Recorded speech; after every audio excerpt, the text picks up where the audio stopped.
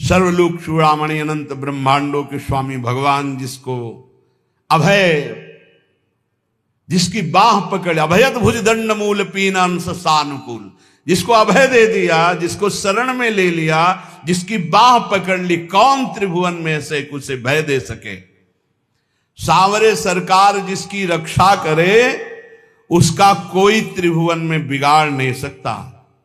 देखिए, अम्बरीश जी को दुर्वासा जी ने नष्ट करना चाहा, क्या हुआ? त्रिभुवन में भागे घूमे, कहीं चैन नहीं मिला दुर्वासा जी को। प्रहलाद जी को हिरण्यकश्यप ने नष्ट करना चाहा, क्या हुआ? भगवान ने नरसिंह रूप रख के हर वरदान के बीच का रास्ता निकाल के फाड़ के फेंक दिया। न दिन है न रात संध्या, न अस्त्र है न शस्त्र, ना खून, न जीवित है न निर्जीव, न ब्रह्मा का बनाया हुआ नर है न पशु, नरसिंह रूप, न घर के भीतर है न बाहर डेहरी पे बैठे। हर वरदान फेल कर फाड़ के फेंक दिया।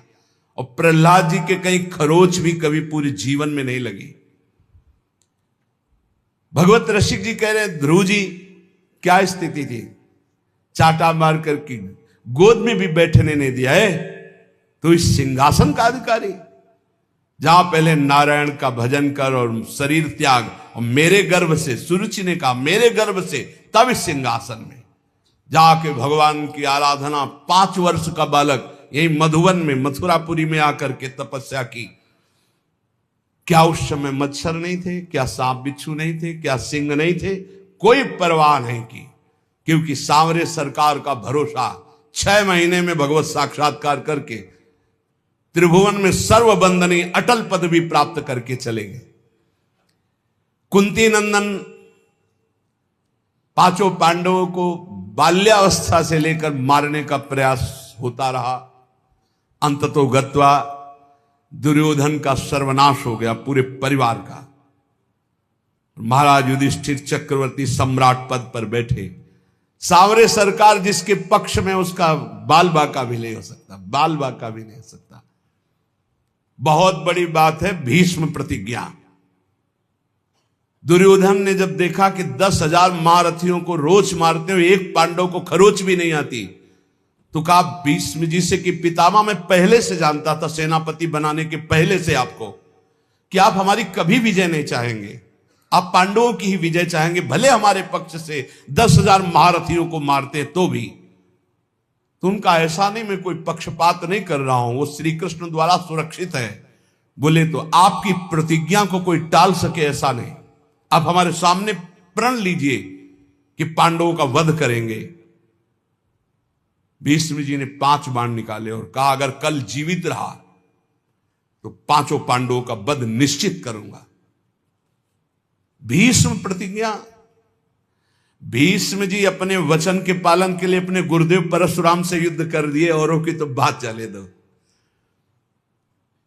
अब बड़े आनंद में जय जयकार करता हुआ दुर्योधन निकला भीष्म के शिविर से कि कल पांडव प्रातःकालीन युद्ध क्षेत्र में, भीष्म जी ने प्रतिज्ञा की, मारे जाएंगे। उसको पता था भीष्म जी का बल और उनकी प्रतिज्ञा, पर यह नहीं पता था भीष्म जिस बल से बलवान हो, महाबल श्री कृष्ण है, और श्री कृष्ण पांडवों के पक्ष में। गुप्तचर लगे रहते थे। तत्काल एक गुप्तचर पांडवों के शिविर में गया, जहां भगवान श्री कृष्ण विराजमान थे, पांडव शयन कर रहे थे। भगवान से कहा कि प्रभु, भीष्म जी ने प्रतिज्ञा कर ली है, कल प्रातःकालीन 5 बाण निकालें, 5 पांडव मारे जाएंगे। खड़े हो गए भगवान, क्योंकि भीष्म महाभागवत और महावीर, परम पवित्र वचन वाले, परम पवित्र आचरण वाले, परम पवित्र चिंतन वाले महात्मा हैं। भगवान खड़े हो गए, टहलने लगे, विचार किया कि क्या किया जाए। द्रौपदी के शिविर में गए। द्रौपदी ने कहा, प्रभु। बोले, हाँ हमें भी सूचना मिल चुकी, आपको बताने की जरूरत नहीं, जल्दी तैयारी कर, मुझे दासी के वस्त्र दे, एक बार मैं पांडवों से फिर मिलकर आता हूं। वहां गए, पांडव जगह बैठे थे। तो उन्होंने कहा कि तुम्हें पता चला? बोले, हाँ प्रभु पता चला। तो शांति से कैसे बैठे हो? बोले, आप अशांत हो इसलिए मैं शांत हूं। आप अशांत, जिसकी आप रक्षा करने के लिए अशांत हो चुके हो, चंचल हो चुके हो, अब मुझे क्या परवाह है। अरे बोले तुम तो बातें बनाते हो। भगवान ने दासी वस्त्र धारण किए, द्रौपदी के दासी के वस्त्र धारण, नटवर नागर है लीला बिहारी। और द्रौपदी से कहा आगे आगे चलो, मैं पीछे पीछे चल रही हूं तुम्हारे। पूरी घाघरा और सब से पहरे। जो इस शिविर के प्रथम द्वार पर गए तो उनका पादुका उतारो, जो दासी का कर्तव्य है, और अपने पीतांबर में अंदर पादुका ली और दरवाजे पे खड़े हुए बोले जाओ, इतना घूंघट रखना, इस समय मैं देख रहा हूं मेरे ध्यान में है, जाके प्रणाम करना, फिर जो होगा आगे का खेल हम संभालते हैं। वो गए, पितामह के चरणों में प्रणाम किया, घूंघट, तो सोचा अभी दुर्योधन गया प्रण करवा के उसी की बधू आई होगी, उनका सौभाग्यवती भव। तो द्रौपदी जी ने घूंघट हटाया और कहा ये सत्य माने जो अभी आपने कहा सौभाग्यवती भव, या थोड़ी देर पहले आपने 5 बाण निकाले हमारे पतियों की वध करने के लिए, हत्या करने के लिए, वो माने। भीष्म जी का माला छूट गया, संध्या के समय भजन कर रहे थे। बोले ऐसा तो फंसाने वाला केवल वही है, दूसरा तो फंसा ही नहीं सकता। अभी अभी थोड़ी देर में ही इतना बड़ा फंसाव कर देना, कहां है वो? कुछ नहीं बोली द्रौपदी जी। खड़े हुए भीष्म जी, दृष्टि डाली तो दरवाजे पे दासी वेश में जगत गुरु सांवरे सरकार खड़े। नजदीक गए, पकड़ा ऐसे, बोले ऐसे तुम हमारे प्रण को तोड़ना चाहते हो? तो देखा जूतियां द्रौपदी की गिर पड़ी। भीष्म जी के आंसू आ गए। कहा शिव विरंच जिसके चरण रखने की चौकी को नमस्कार करते हैं, वो अपने भक्त की पादुका लिए खड़े हैं। प्रभु जब आप इनके सुहाग की रक्षा का तो काल की भी ताकत नहीं। द्रौपदी से कहा बेटी वास्तविक तो सौभाग्यवती है जिसके रक्षक श्री कृष्ण। फिर भाव बदला और कहा हे कृष्ण, यदि आपने मेरा प्रण तोड़ा तो कल युद्ध में आपका प्रण न तोड़ दूं तो गंगा पुत्र शांतन नंदन भीष्म नहीं कहूं। जो भगवान बोले कि अपने भक्त के लिए एक प्रण की क्या बात, सैकड़ों बार झूठा कहाऊं तो भी मुझे कोई फर्क नहीं पड़ता।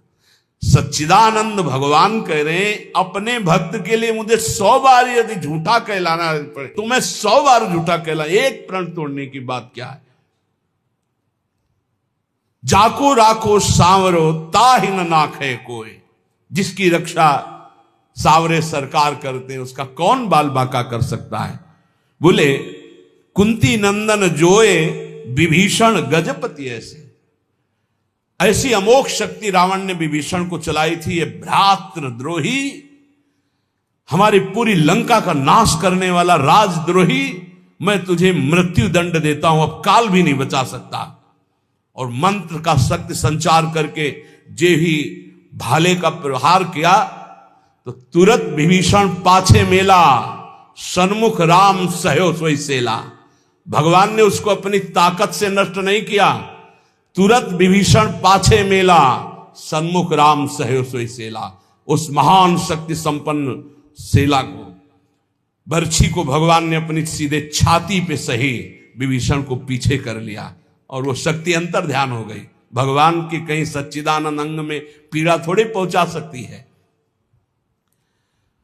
कह रहे कुंती नंदन जो विभीषण गजपति जैसे।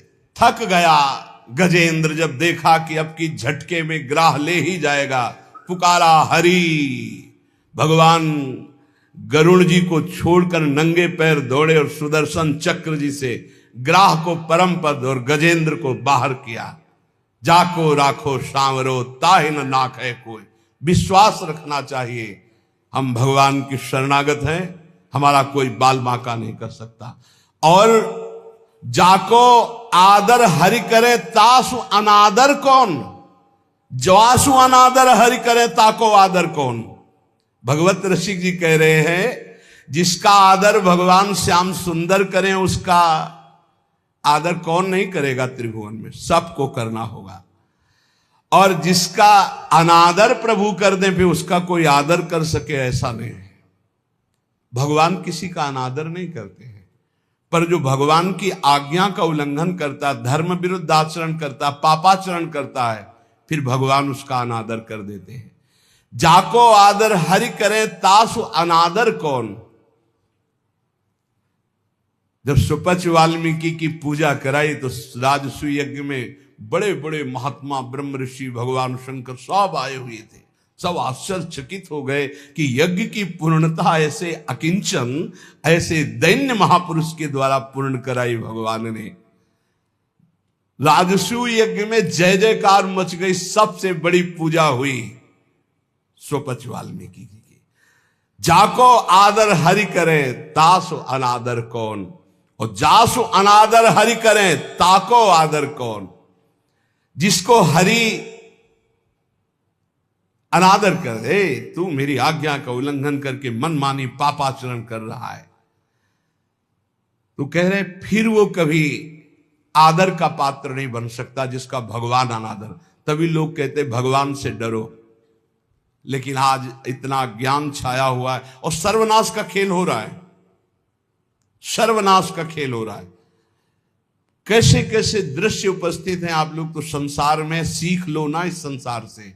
ये शिक्षा देता है, ये संसार शिक्षा देता है। नवीन नवीन पशुओं के शरीरों खा रहे तो उनके बच्चे वो गाड़ी से उतर करके जल लाने के लिए गए, शीशा लाख हो गया, पता नहीं कैसे आग लगी, चिल्लाता रहा वो पूरा परिवार गाड़ी में, वो बाहर ऐसे तड़प रहा है पानी लिए, पूरा परिवार जल रहा है। खाओ तो दिखा रहे हैं तुम्हारे। ये बहुत सावधान, ये हम ऐसे नहीं चिल्लाते मांस मत खाओ, शराब मत पियो, पराई माता बहनों की तरफ पाप दृष्टि मत करो, किसी का धन अपहरण मत करो, ऐसे नहीं कह रहे। बहुत शास्त्र सम्मत बात कह रहे हैं, बहुत मंगल की बात कह रहे हैं। मान लो, अभी जबान को रोक लो, अभी गंदी बातें रोक लो, भगवान के नाम में बड़ी सामर्थ्य है, आपको बल मिलेगी। ताको आदर कौन इंद्र अद्यापि जो देखो, गोवर्धन गिरिराज भयो सब पूज्य विषेखो। देखो भगवान ने जब इंद्र को ऐसे करके गिरिराज जी का आज तक गिरिराज जी की जय जयकार हो रही। क्या बिगाड़ लिया इंद्र ने ब्रजवासियों का। भगवत रसिक अनन्य पान गहिलीनो ताको। बस ये कुछ ऐसे शब्द हैं जो हृदय में एकदम, भगवत रसिक अनन्य पान गहलीनो ताको। भगवान ने जिसका हाथ पकड़ लिया, सुरजन सब अनुकूल करे दुर्जन कहा जाको। समस्त दैवी शक्तियां उसके अनुकूल हो जाती। ये दुर्जन लोग, दुष्ट लोग कुछ उसका बिगाड़ नहीं सकते, जिसको भगवान सांवले सरकार अपने पक्ष में कर ले। इसलिए उपासक को धाम की कृपा से, रसिकों के संग से जो आराध्य देव की प्रियता प्राप्त होती है, निर्भय हो जाए। किम करोम्यहम मुन्मत्तो यत् किंचित प्रलपाम्लयल ज्ञान भक्ति विरक्त्यादि व्यर्थम वृंदावनम बिना। क्या करूं, ये लोग पागल हो रहे, समझ ही नहीं पा रहे हैं। कैसे बस रुपया आवे, रुपया से भोग सामग्री, बस कैसे रुपया आवे, कैसे भोग लूं। बहुत सावधान, बहुत सावधान। पागल होने के लिए नहीं आ पाए, आप विवेकवान बनने के लिए आए। जिसको देखो ऐसे पागलपन से प्रलाप करता है, बहुत सावधान। श्रीपाद कह रहे प्रलाप्यम, प्रलाप पागलों जैसा, स्पष्ट पागलों जैसा प्रलाप। सब भगवान की शक्ति से संपन्न है, कोई संशय नहीं। पर आज तक कोई महापुरुष ऐसे भगवान की शक्तियों को नहीं। भगवान की शक्ति लोक का पालन करने के लिए विराजमान है। लोक जब अधर्माचरण करता है तो वही शक्तियां उनको नष्ट करने वाली बन जाती है, और जब धर्माचरण करता है तो उन्हीं का पालन करने वाली बन जाती है। वशिष्ठ जी त्रिकालज्ञ महापुरुष है। वशिष्ठ जी नई सृष्टि रचने वाले सामर्थ्यशाली महात्मा है। वशिष्ठ जी भगवान राम को ब्रह्म उपदेश करने की सामर्थ्य रखने वाले महात्मा है। योग वासिष्ठ पढ़ के देखना। जब भरत जी विकल होकर कहते हैं कि महाराज आपके होते हुए अयोध्या उजड़ गई, सिया राम जी का वनवास हो गया, महाराज जी का प्राणांत हो गया, दशरथ जी का, माताएं हमारी सौभाग्य भाव से उजड़ गई आपके होते हुए।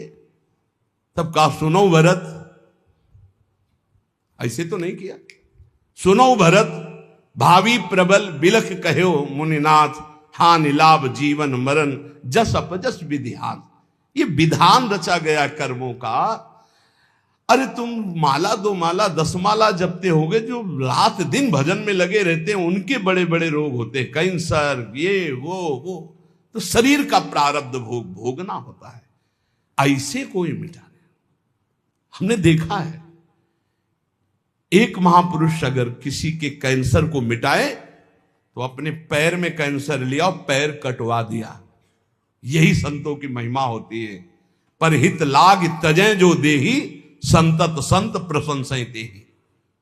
हमने देखा है, ये हम कोई कहीं सुनी बातें नहीं कहते। जब तक हमारा भागवतिक दिमाग पास नहीं कर देता तब तक हम किसी का चमत्कार नहीं मानते। बहुत बार उन्होंने प्रार्थना की, गरीब आदमी है, ऐसा ऐसा। सुबह हमने सुनाया है, कुल्ला कर रहे थे ऐसे, चल रोज परेशान करता है, खत्म कैंसर। लेकिन उसी कैंसर को जादू से खत्म नहीं किया, अपने टांग पे लिया, अपने चरण पे लिया और फिर यहां से पूरा पैर कटवाया और व्हील चेयर पर चलते रहे, फिर शरीर को पूरा किया। ये महात्माओं का हृदय।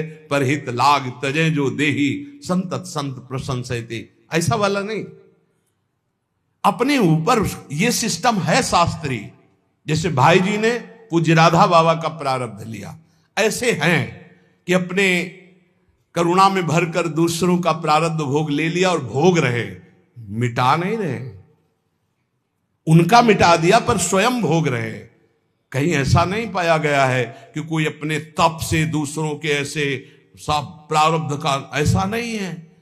गंगा जी भी दूसरे के पापों का नाश करते हैं। तो पहले ही भागीरथी से, गंगा जी जो भगीरथ से प्रश्न किया कि मैं जब भूतल पर जाऊंगी तो पापी लोग मेरे ऊपर पाप छोड़ेंगे तो मेरे पाप कैसे नष्ट होंगे। तब उन्होंने कहा जो साधु शांत समचित्त भगवत चिंतन परायण, वो जब आपका स्पर्श करेंगे तो आप निष्पाप हो जाएंगे। सर्व जगह बात आती भगवत चिंतन, नाम जब, भगवत आराधना। भाई ये जीवन भगवान के लिए है, इसलिए ये चिंता मत करो अब मुझे क्या करना चाहिए आनंद के लेने के लिए। आनंद लेने के लिए सांसारिक कर्तव्य धर्म पूर्वक करो और नाम जप करो। ये पागलों वाली बातें छोड़ो। ना तुम किसी और कार्य से अपने प्रारब्ध मिटा सकते हो और ना कोई मिटा सकता है। प्रारब्ध एक बहुत बड़ा दैवी बल है, जो तुम्हारे पूर्व किए हुए कर्म है उनको भोगना पड़ेगा। और जब प्रारब्ध मिटाने वाला भजन होता है तो इतना ज्ञान हो जाता है कि प्रारब्ध मिटाने की इच्छा नहीं रहती। और जब तक उस कोट का भजन नहीं होता तब तक प्रारब्ध मिटता नहीं। ये भी बात ध्यान रखो। इसलिए प्रारब्ध को भोग लो, नाम जप करते हैं। पागलों वाले नहीं कि दौड़े घूम रहे हैं हमारा कोई प्रारब्ध मिटा। शरीर में रोग आया, अस्पताल बने जाओ, कुछ रुपया खर्चा करो, कुछ कष्ट सहो, दवा खाओ, प्रारब्ध प्राश्चित में बदल जाएगा, प्राश्चित हो जाएगा, वो नष्ट होगा धीरे धीरे। या शरीर लेने आया है तो राधा राधा राधा, हजारों शरीर छोड़े, कोई नया बात है क्या कि शरीर छोड़ेंगे? राधा राधा राधा राधा, प्रभु को प्राप्त हो गए। तिहारे आगले पाछले अपराध हरिवंश खेवी। ओह, जब पहली बार ये शब्द पढ़ा था तो बहुत देर रोना आया था। कौन ऐसा कृपालु है? अभी तक जो किया वो तो क्षमा कर देंगे, आगे करोगे तो दंड भोगना पड़ेगा। यह सिद्धांत है। अब लो नशानी अब ना नशई हो। लेकिन आचार्य क्या कह रहे हैं? तिहारे आगले पाछले अपराध हरिवंश खेवी। पीछे जो हो गए वो और आगे जो हो जाएंगे वो सब हम देख लेंगे, वो हम देख लेंगे। तुम निर्विकार भाव से प्रेम में जाओ। तुमसे अगर त्रुटि भी हुई तो उसको हम भोगेंगे। तिहारे आगले पाछले अपराध हरिवंश खेवी, अस स्वभाव को सुनो न देखो। जैसा आचार्य का स्वभाव कृपा रूप जो अपधर्यो, प्रिया प्रीतम की कृपावतार आचार्य हैं। बलिहारी है उन भक्तों के चरणों में जो अपने आचार्य की ठसक में रहते हैं। मन क्रम वचन त्रिशुद्ध सकल मद, हम श्रीहित हरिवंश उपासी। श्रीपाद प्रबोधानंद जी महाराज कह रहे हैं, अहो विटसु कर प्रायोत्फुल्ल दस पशुस्ततः, नामूढ़ श्रयते वृंदावन मानंद सागरम। थोड़ा कड़ुए शब्द बोल रहे हैं। ए भाई, बिष्ठा भोजी सुअर, जूठी पत्तले चाटने वाला कुत्ता और भार ढोने वाला गधा, इस तरह का जीवन व्यतीत करते हुए तुम्हें लज्जा नहीं आती? तुम मानव देह प्राप्त किए हो, बिष्ठा भोजी सूकर की भांति न पवित्रता का विचार है, ना अपवित्रता का विचार है, ना दोष का विचार है, ना निर्दोष का, बस पेट भरना चाहिए। जैसे सूकर भागा घूमता है, ऐसे भागे घूम रहे हैं बस पेट भरने के लिए।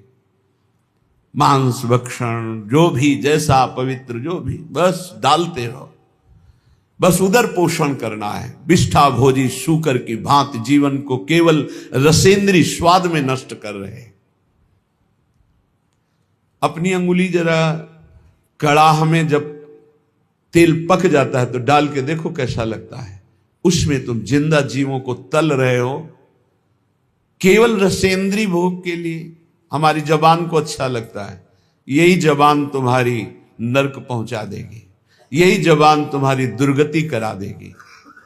और कह रहे हैं श्वान की भांति, जैसे जगह जगह ठोकर खाने पर फिर वही, ऐसे ही नाना प्रकार के क्लेश, अशांति, दुर्गति प्राप्त कराने वाले भोगों में बार बार गधे की भांति, जैसे गधे को बोझे से मतलब ऐसे पूरे चिंतन में वही विषय भोग, वही संग्रह, वही परिवार राग मोह, उसी का बोझा ढो रहे हो।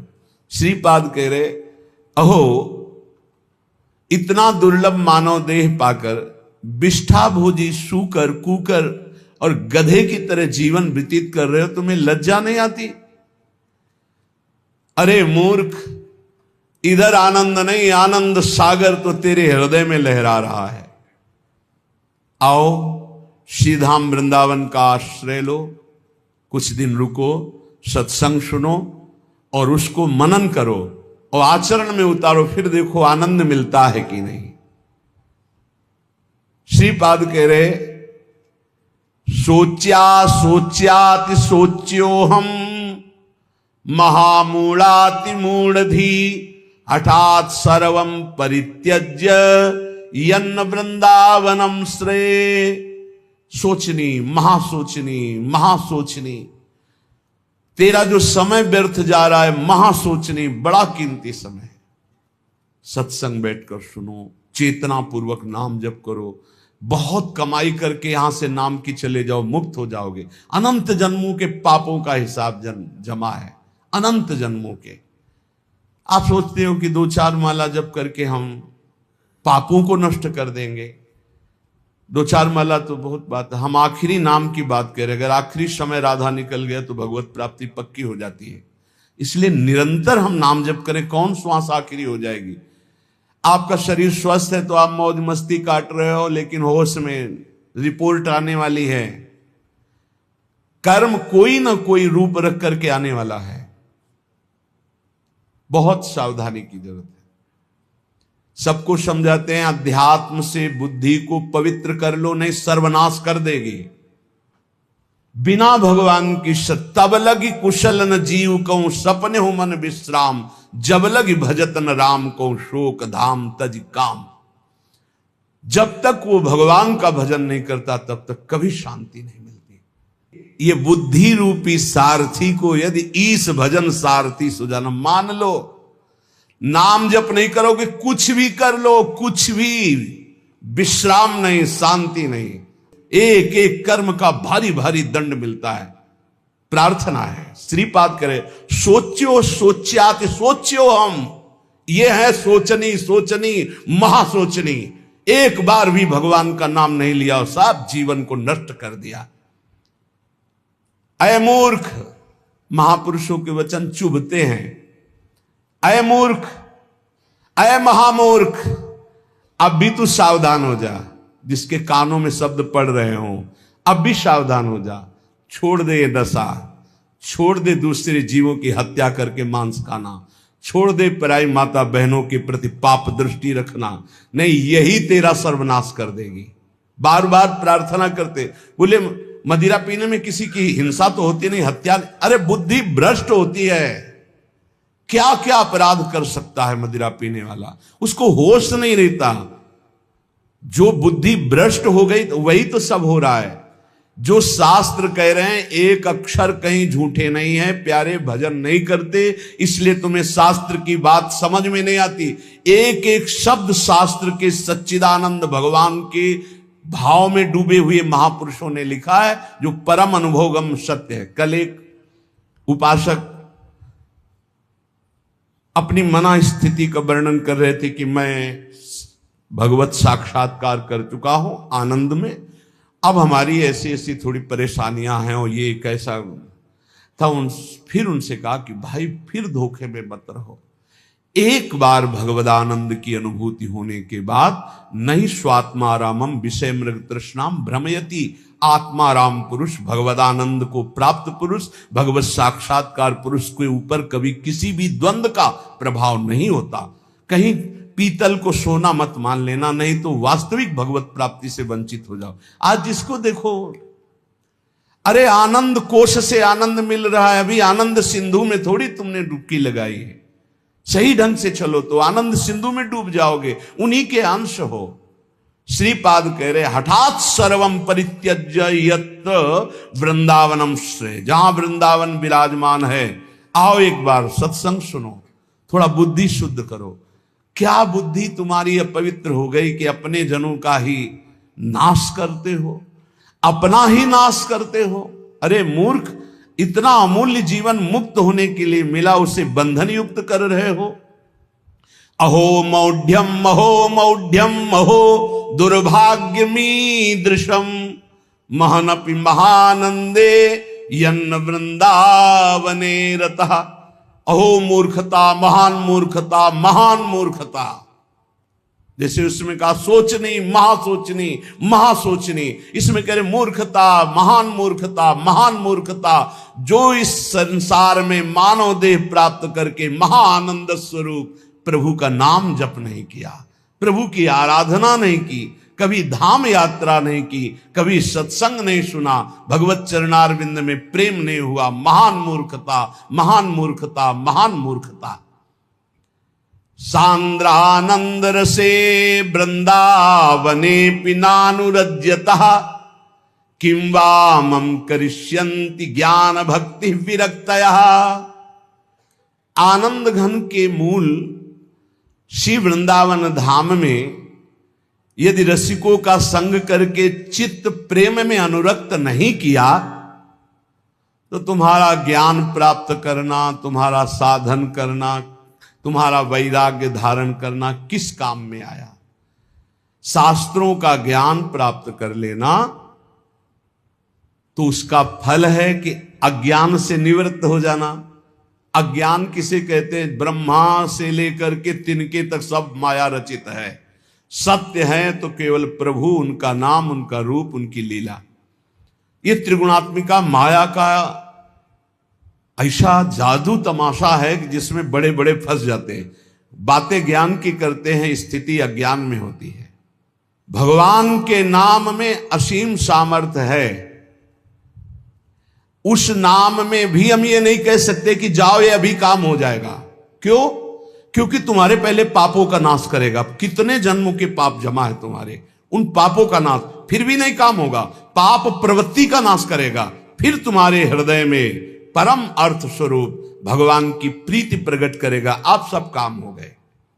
भगवान की प्रीति उत्पन्न होने से अशुभ वासनाएं नष्ट हो जाती है। भगवत भाव में अद्भुत आनंद, ये है काम होना। सांसारिक कोई कार्य शुभ कर्म के प्रताप से हो भी जाए तो कितनी देर टिकेगा? विनाशकारी ये सब काल नष्ट कर देता है। विनाशकारी काल ये सब नष्ट कर देता है। चाहे जितनी उन्नति हो, सब अवनति में बदल जाती है। ये इतिहास पढ़ के देखो तो तुम्हारे होश उड़ जाएंगे। जिनके ऐसे ऐसे प्रभाव थे उनकी अब कहीं खोज भी नहीं है। जहां ऐसे महल थे, जय जयकार मचते थे, वहां जाले और कबूतर हग रहे हैं। जो बनी भी बनी है, महल बने हुए भी हैं, कुछ नहीं रह गया। काल सबको विनाश कर दिया। कुछ समय के लिए आए हो, एकमात्र भगवान की प्राप्ति, एकमात्र नाम जप कर लो। मन लगे न लगे वो धन तुम्हारे काम आएगा।